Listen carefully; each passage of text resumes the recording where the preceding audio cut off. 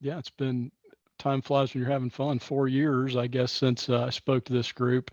I think it was in December, so maybe not quite 4 years. And I've actually been with Atrium now for 13, which is hard for me to believe. But as Lynn said, I'm John Doty, one of the pulmonologists at Atrium Health. My office is in that fancy new Kenilworth building that you guys have maybe seen. It says Sanger out there, but we're actually there too. We were hoping it would say Sanger and Friends, but so far no dice, just them. But we're there too. Um, in addition to my practice, I do see some general pulmonary, probably a lot more lung nodules, patients potentially with lung cancer. I do advanced diagnostic bronchoscopy, a little bit of interventional pulmonary. So that's kind of what I do. One of the hats I wear, and probably my favorite hat, is actually with the lung cancer screening program. When we talked 4 years ago, if you were at this meeting, some of these slides may not be new, so a little bit of this may be review. But there's some new evidence, I think, supporting lung cancer. There is evidence there that has actually prompted the United States Preventive Services Task Force to update their screening guidelines. So I thought we would talk about all of that. Also have an interesting link to place in the chat later on. So I'm going to go ahead and let me share my screen here. Make sure I have the right one up. Okay. Got slides there, hopefully.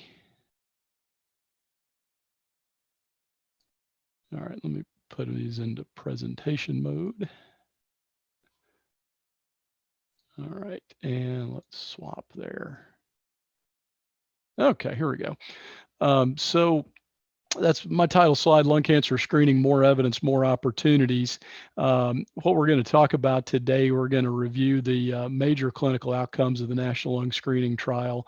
That was the large trial in the United States that's led to the approval of lung cancer screening as a screening test. Then we're going to discuss other studies that have been published in the decades since National Lung Screening Trial was published. The main one there, probably the best one, is the Nelson trial, the Dutch-Belgian lung cancer screening trial. That had not been published the last time that I talked to this group. There are a few other smaller European studies that we'll kind of discuss briefly. Going to review some data from our lung cancer screening program, discuss how and why that our real world results are a little different from the National Lung Screening Trial, and then also consider the next steps in effective lung cancer screening, making sure that we are actually screening the right person, the right people who could get some benefit here. So before we get started, a few introductory slides, I guess. So screening is, of course, looking for a disease in the well population, where we find that disease before it causes morbidity and mortality. So it's simple things like checking blood pressure, checking cholesterol, more sophisticated things like mammography, colonoscopy, things like that. So we want to find this disease before it has become clinically relevant and when it's earlier stage, and we have our better chance to cure it and alter its natural history. So you can't screen for every disease. You would want for a screening test to be effective, beneficial, cost-effective here, we would want it to be for a disease with a significant prevalence in the population. Makes no sense to screen for paroxysmal nocturnal hemoglobinuria because it's a 1 in 1.5 million disease. Lung cancer much more common. We'd want high morbidity, high mortality. We'd want easily identifiable and ideally reversible risk factors. We would want a lengthy preclinical phase, so when we had plenty of time for our screening tests to detect the disease before the patient became ill with that disease, and then also evidence that early treatment, so if our screening test finds it, evidence that therapy that we might be able to offer this patient is going to be more effective than letting the disease kind of run its course. So let me show you a few slides here that hopefully will show that lung cancer is a pretty good test to screen for. Or a pretty good condition to screen for. These are 2020 estimates in the United States from the American Cancer Society. Almost 250,000 new cases of lung cancer, with 136,000 lung cancer or lung cancer related deaths in the US. Worldwide, lung cancer is the most common cancer. 2.1 million new cases and 1.8 million deaths estimated in 2018.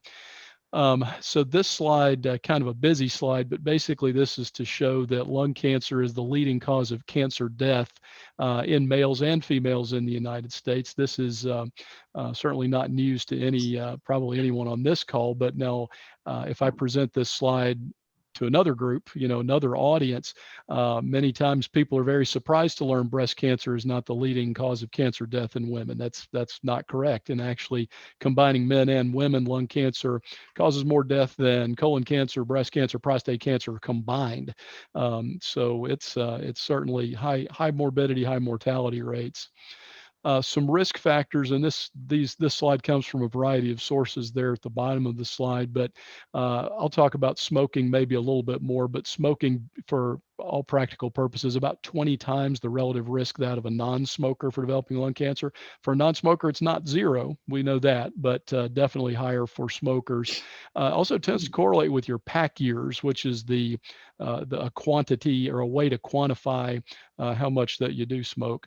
It's the number of packs of cigarettes you smoke per day times the number of years that you have smoked. So a pack a day for 30 years is 30 pack years. Asbestos, we know there is an increase in relative risk. And if you have asbestos and you smoke, the risk is multiplicative there. It's actually 59 times that of a non-smoker. Radon exposure, household radon, a little controversial. But occupational radon, particularly heavy metal workers, uranium miners, they definitely are at higher risk with that radon exposure developing lung cancer. Lung disease, what FEV1, FVC are. I don't know if anyone's ever done a pulmonary function test where you kind of sit in the phone booth and you take a deep breath in, you blow out as hard as you can. The amount of air that you blow out total is your FVC, your vital capacity, and the amount that you blow out in 1 second is your FEV1. That's your forced expiratory volume in 1 second. That's how you identify COPD. If that ratio is low, if that ratio is less than 7, we say the patient has COPD. And if you have COPD, you actually have a higher relative risk of lung cancer versus a smoker who does not have evidence of airflow obstruction or evidence of COPD. Learning more about family history every day, but first degree relative generally considered a risk factor about twofold higher.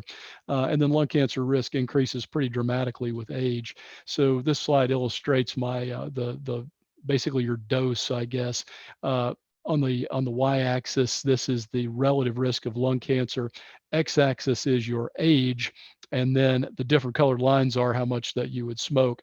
So this line that is the highest correlates to 20 cigarettes a day. There's 20 cigarettes in a pack. So a pack a day, once you kind of get somewhere in this 40, 49 age, you can see that risk really kind of spikes up. Not so much than a pack, not so much for less than a half pack, but still this number, even in less than a half pack, still almost 20 times that of a non-smoker. This is lung cancer cases per 100,000 population versus age on the x-axis. And you can see kind of right here, 50 to 55 is when the slope of that line kind of takes off. So we know age is certainly a factor here.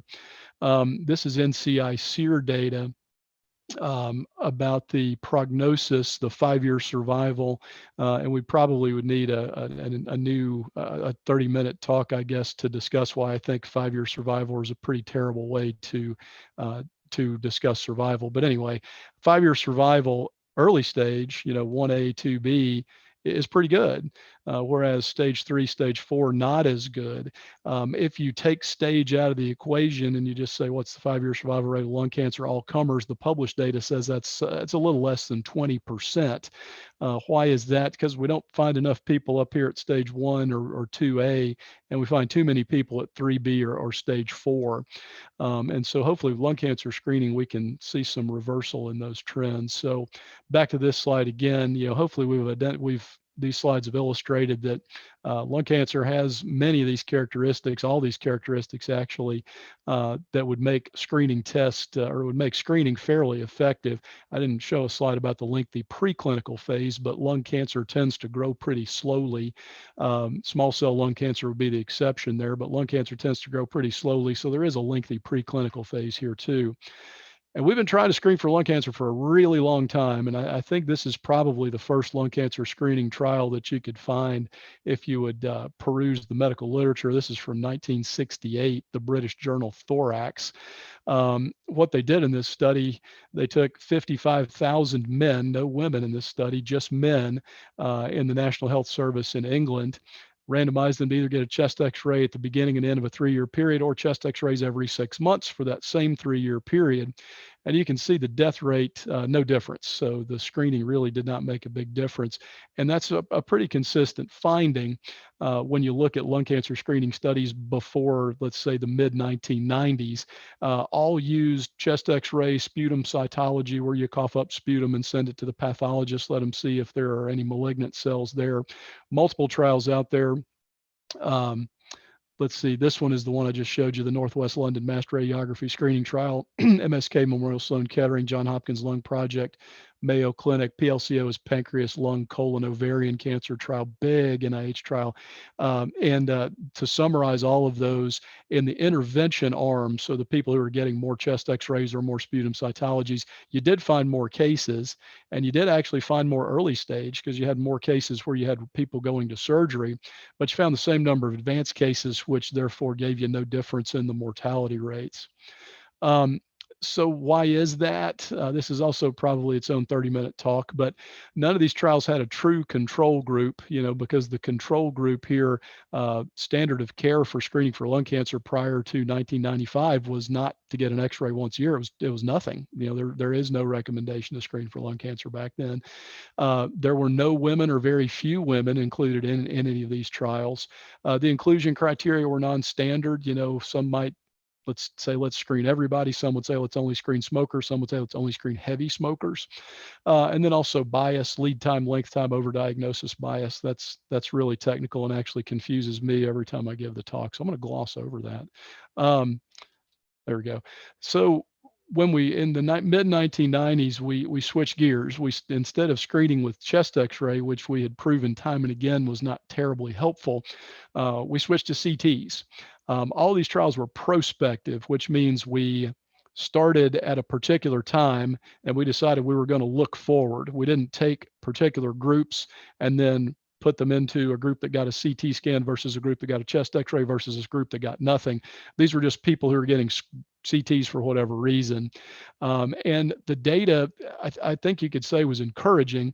We seemed to find cancer at an earlier stage, but it wasn't all good news. We found a lot of benign nodules, and the number of false positive scans was worrisome, and certainly the number of procedures, even surgeries being done for benign disease, was problematic. So based on that prospective data, couldn't necessarily recommend that we screen anyone for lung cancer yet. Felt like we needed a really good clinical trial, a randomized clinical trial.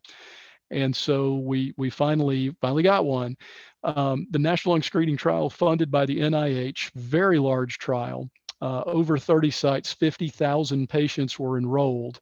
And they looked, I think one of the real strengths of this trial is they looked at a specific patient population. So they took people between the ages of 55 and 74. Why we choose 55? Maybe because of that slide I showed where the slope of that relative risk of lung cancer started increasing between ages 50 and 55. 30-pack year smoking history, and people who were either current smokers or if you had stopped smoking, your last cigarette was within the last 15 years. So very specific population. And this is a randomized trial. And what that means is you take people who fit this criteria here, these inclusion criteria, and basically you would then flip a coin and say, all right, you're going into the CT scan arm and you're going into the chest x-ray arm. So people either received a chest x-ray at the time they entered the study, a year later and a year after that, or they got a CT scan, time they've entered, year later, year after that. And then they continued to follow these patients without scanning them. They just kept track of them for an additional, average of about 3 years. So most people spent a little over 6 years in the study, either being screened or being followed after screening. And this was published in New England Journal of Medicine in November of 2011. The good results here, there was a 20% relative risk reduction in lung cancer death among those folks screened with CT chest. So this is the CT arm here, and plain chest X-ray is up here. Um, if you actually Google this study, there are two findings that pop up. The other one is a 6.7% lower all-cause mortality among the screened group. So that is death from any cause. There are people that argue that this finding here was not statistically significant, but the authors of the study felt that it was, and so it's generally included. And why that is important is if all-cause mortality is no different, then maybe the risk of harm is greater than what we have anticipated. But um, wasn't all good, and we want to be fair and balanced here. There was at least one positive screening test throughout the course of the study in 39% of patients with a CT and 16% of patients with a chest X-ray. And what they defined as a positive screening test was a lung nodule 4 millimeters or greater. And if you see a 4 millimeter lung nodule, you can't really do much about it. It's too small to biopsy, too small for, with a CT guided biopsy or a bronchoscopic biopsy, too small for a PET scan to really tell you much. So what you end up doing is following these basically. And most of these folks just got a follow-up image in 3 months, 6 months.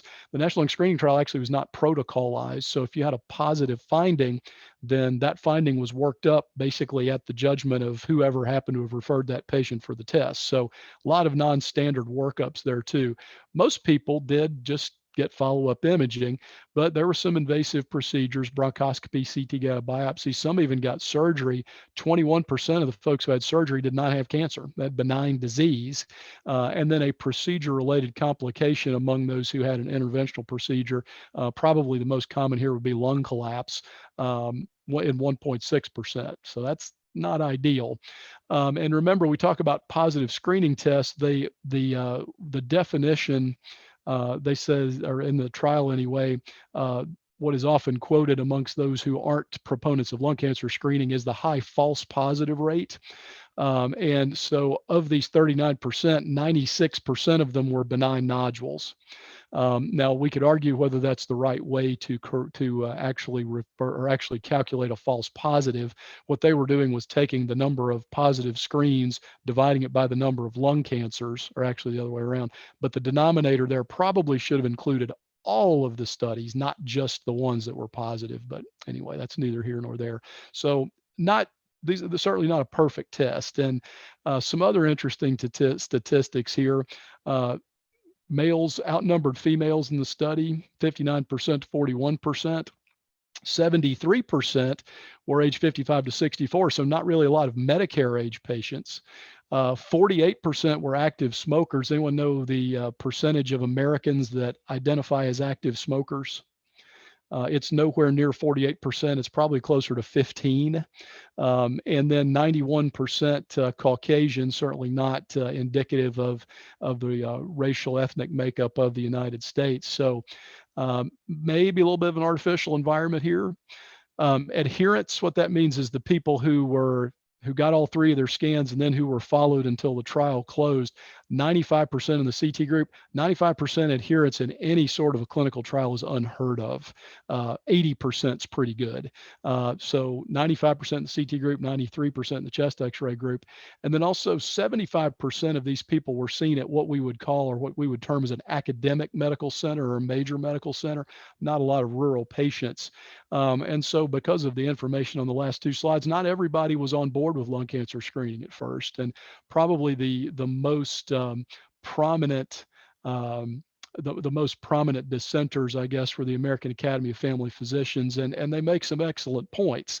The study was done in major medical centers, not in rural communities, not out at community hospitals where most patients probably live. The recommendation initially was for annual scans, and the AAFP said, but you only studied for 3 scans over 3 years. There is radiation exposure with any CT. We don't know what the risk of that is over time. We think it's probably acceptable, but honestly, we don't know. And then the high false positive rate, is that going to cause undue anxiety to the patients? How are we going to know something is falsely positive? You have to follow it. Or if it's a large false positive, like a 2 centimeter nodule, are there pulmonologists that can do bronchoscopies, or are there CT, are there radiologists who could do percutaneous biopsies in those small communities? So AAFP was not on board, and they weren't the only ones. And so there was by the medical community, the lung cancer screening community realized these valid points and said, well, what can we do to address some of these concerns and maybe do a better job at screening patients, or of working up these patients? American College of Radiology sort of took the lead here, and they came up with some specifications that they felt were important, and also came up with a designation so that your center could be designated as a lung cancer screening center of excellence. And what we did, or what they did there, they made sure that there were some equipment specifics, multi-detector helical CT scanners that would meet ACR guidelines for scanning, and then some other technical standards. Basically, they must deliver the CT scan, or get the CT with 1.4 millisieverts of radiation or less, which is a relatively low dose for a CT scan. You just wanted to make sure you could duplicate the technical factors of the scan that we saw in the National Lung Screening Trial. Personnel, we wanted a radiologist who had read at least 200 CTs in the last 3 years. Wanted our medical physicists, radiologic technicians to be chest CT accredited. And as I said, imaging protocol there, we want to make sure the main thing there is just the radiation dose. Want to make sure it is truly low dose. And then this, I think, is probably the most important intervention, I guess, or the most important thing that came about in response to some of the concerns about lung cancer screening, and that's the development of the Lung RADS system. RAD stands for Reporting and Data System, and basically this is to make sure that a patient with a particular size nodule is followed up, or at least given recommendations for follow-up uniformly.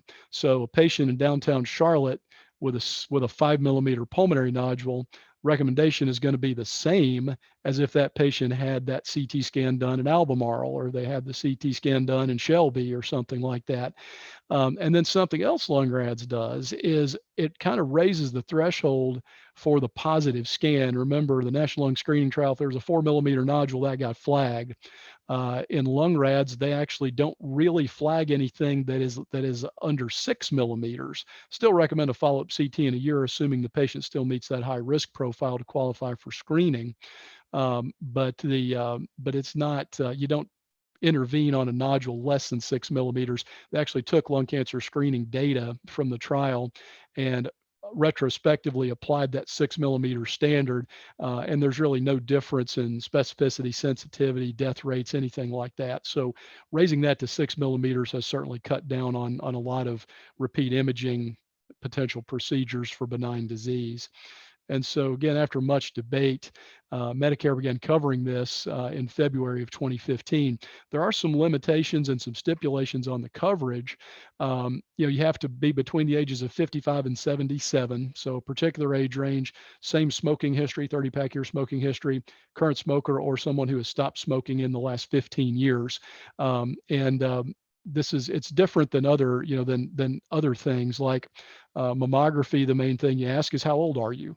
Colonoscopy, the main thing you ask is, how old are you? You might get into family history a bit, but certainly more specific inclusion criteria.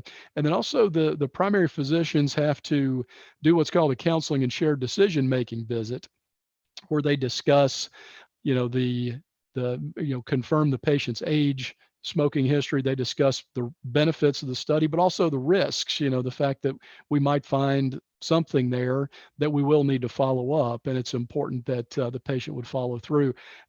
It's important information, but I think it's a hurdle to getting people screened, because it takes a while. Your primary care physicians are probably blocked in 15-minute templates trying to deal with 3 or 4 chronic diseases, and then they got to do this. So it's an issue, certainly. Some lung cancer advocacy groups would like to see that shared decision-making visit requirement go away. I don't know if it ever will or not, but it's certainly out there. So we have more lung cancer screening data that I'd like to present. This is the Nelson trial, the Dutch-Belgian screening study. I'll give bonus points to anyone who could can name the two Nelson brothers there. Just put that in the chat. But anyway, the Dutch-Belgian study. This was 15,792 patients, which were randomized to receive either CT screening or standard of care. Remember, standard of care in Europe at the time this trial was ongoing is nothing, so no CT scan. The exclusion criteria are listed there, and here are some kind of side-by-side results, or I guess a comparison slide. NLST certainly much larger than Nelson, but both were randomized trials. Inclusion criteria is a little bit different. Nelson went down to age 50 and also had less of a smoking history. So half a pack a day for 30 years, that could be as low as 15 pack years, or 3/4 for 25 years. That's a lot of math. But anyway, a lower smoking history, I think, than an LST. The intervals here, someone's right. One was named Gunner. I won't tell you the other one. But intervals here, 3 scans. Here you got 5: entry, year 1, year 3, 5.5, and then follow up for 10 years. The control arm chest x-ray versus nothing. The nodule evaluation greater than 4 millimeters, but it was site discretion. Nelson used volumetric readings and actually had more of a standardized protocol.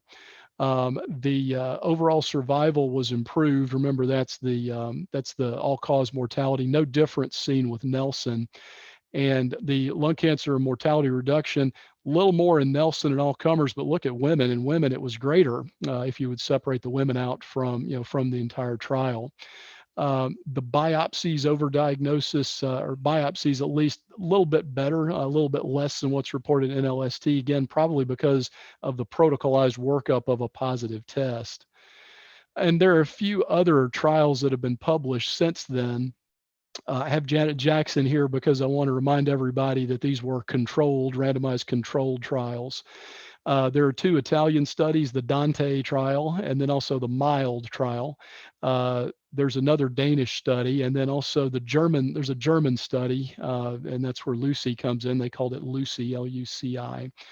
And some take-home points. Those were the top bullet here refers to the National Lung Screening Trial that I talked about, and also refers to the Nelson trial. That's what we learned in these other trials, is that screening may actually be more effective for high-risk women than high-risk men. Lung cancer screening is less effective in lower-risk populations. Chest x-ray does not reduce mortality. Low-dose CT is better at identifying early-stage lung cancer. Seem to see higher smoking cessation rates in patients enrolled in lung cancer screening trials compared to the general population. Cost effectiveness data really is unknown. We think that it's fairly comparable to other diseases that we screen for, but still a lot of work being done in that area. And maybe as a result of the publication of Nelson, the United States Preventive Services Task Force has recently revised its screening guidelines. They're now going down to age 50 and up to age 80, lowering the pack years, or lowering the smoking requirement to 20 pack years. Current smokers or former smokers who quit less than 15 years ago, that is the same. And CMS recently has reopened national coverage determination. They are requesting public comment, and it's on my slide, and I actually just posted it there. The link it's not showing up as a link. I hope it will. Or hopefully when you click on it, it will. But that's the link to the CMS website where you could leave a comment requesting that they reevaluate this and consider adopting United States Preventive Services Task Force guidelines. Everyone's familiar with the GO2 Foundation. They are probably some of the staunchest lung cancer screening advocates out there. The Go-To Foundation, along with the American Lung Association and a few other organizations, have submitted to CMS a very large document where they would like to see these criteria adapted, but then also a few things dropped, like the upper limit of age, the 15 years ago smoking limitation, and also the stipulation for the mine just went blank. Oh, for the shared decision-making visit. So Go-To Foundation has a lot of things, a lot of talking points on their website. If you'd like to submit a public comment, the Go-To Foundation probably has a form letter on there actually that you could copy, modify a bit, and put up. So I've put mine in. So let's go. Let me get one more slide here. So just our real world experience here certainly takes a village to screen a patient for lung cancer. Primary care is where most of these patients come from. I'm a pulmonologist, and I, to this day, am surprised at how few of my patients actually qualify for lung cancer screening. Mine either are outside the age criteria, they already have lung cancer. Their COPD is to the point that if we knew it was cancer, we probably couldn't treat it. It would, the treatment would be worse than the condition. So primary care has to identify the patient, do that shared decision-making visit, make the referral then. Radiology does the scanning and reporting using lung rads, which has been very beneficial, I think. And then we also have to track these people. Medicare mandates that you track these folks, and we have a very large database of our lung cancer screening patients. Medicare can walk into your center at any time and say, show me your lung cancer screening data. And if you can't produce it and you've been charging them to do lung cancer screening, they will fine you. We then shift pulmonary for advanced diagnosis, advanced testing, diagnosis, and then hopefully get patients over here to the surgeons so that they can have early stage disease, can have surgery, which gives us our best chance at cure, or radiation oncology for SBRT. We've gotten, this is through March 31, about 8,800 patients enrolled. We found 218 lung cancers and also found 15 others, a few lymphomas, some melanomas, some things like that. Of our 218, 66% were stage 1 or stage 2, and actually about half, 81 or over half, 81%, or I'm sorry, 81 of our 145 have actually had surgery. So our EMR data suggests that we have more work to do. 132,000 patients in our system identify as former smokers or current smokers who are within that age range of 55 to 77. So we think we have some certainly some room to go here. Some other interesting data, we found we have an equal number of males and females. And actually, as opposed to the National Lung Screening Trial, most of our patients are Medicare age. They're age 65 or over. 73% are active smokers, which is actually incredible to me. And then 87% Caucasian. Need to do better than that. Certainly, we need to work on a population, get to the underserved areas. And I work peripherally with the Levine Cancer Institute Mobile Lung Cancer Screening Project, and they basically think mammography van except lung cancer screening. It's a small RV. They actually have two of them, RVs, with CT scanners that they go to rural areas for the uninsured, the underinsured, folks generally without access. So trying our best to address that as well. So let's see, future directions. I think we want to make sure all of us that like to do lung cancer screening, would like to make sure we are screening the right people. Probably there are some patients within that criteria who we could screen less often. If you have a completely clean screen, no emphysema, then maybe we could screen those every other year, every third year. And there are probably some people who don't fit in those criteria who would benefit. I saw a quick candidate about or quick comment there about family history. Maybe someone with a strong family history should be included in some of these risk criteria, or some of the criteria for inclusion. Artificial intelligence, helping our radiologists. They do a pretty good job at finding nodules. Certainly easy for a human to see a 4-millimeter nodule and mistake it for a blood vessel. So seeing how AI fits in would be helpful. As I mentioned, refinement of our management algorithms. Lung rads went from a positive scan being 4 millimeters or less to 6 millimeters or less, which has been very beneficial. Maybe there's some other refinements that we can make. And then certainly raise awareness. I mean, we know know that I think a good the often quoted statistic out there is that less than 5% of people who are eligible have been screened. And I think the main reason there is that people don't know that there's an effective lung cancer screening test out there. So I would, you know, I like to make sure all my patients are aware. Like to promote this everywhere I go. Thanksgiving dinner, that sort of thing. Family kind of gets tired of me after a while. But anyway, raising awareness so that folks do know that that's there. One last slide and I'll stop and answer some questions here, but we went live with this. This is our latest toy over in the bronchoscopy lab. When we find with screening programs, with incidental lung nodule programs, you find small nodules that are very peripheral. And traditionally they have been hard to biopsy. The lungs are hard to biopsy. Nodules are small. Nodules move when you're trying to biopsy because the patient doesn't stop breathing. You have to breathe. And so this is our latest and greatest. We've gotten into the robotic business over at Atrium Health.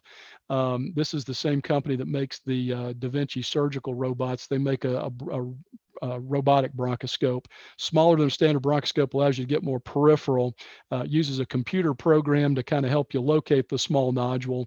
And then the nicest part, I think, is that it's you drive out using this control panel here. There's a trackball. I'm about to date myself. A trackball like the video game Centipede that will move the tip of the scope, and then another wheel that's sort of oblong that moves the scope in and out. But when I point that scope at a nodule, I take my hands off those controls and the scope does not move. And that's allowing a lot of precision there. A few software things allow you to biopsy with more with a little more precision out there. So anyway, I personally have done 8 cases. My partner, Dr. Jaspal Singh, who many of you may know, I think has done about that many. So we've been very pleased with the results so far. So that's my last slide. I'm going to stop sharing my screen here.